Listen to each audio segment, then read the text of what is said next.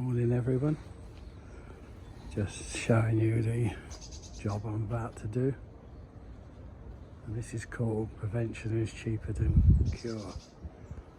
So what am I doing today? Well, I put this fence up over 10 years ago, and over time with planting, soil seems to have gone above the concrete plinths, whereas on this side it's clear. So what I propose to do in repairing this fence is, rather than change the panels, lift the panels out and slot a 6-inch plinth along the bottom of the panel.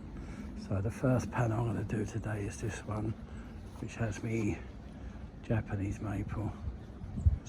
So I'm going to trim this back off the fence because it's going through and it's strapped down.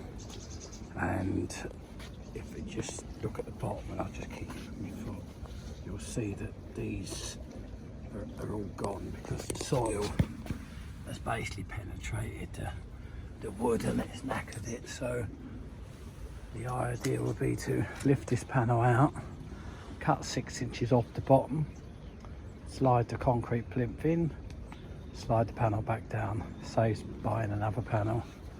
So this is part one. I shall give you a part two update when I've finished.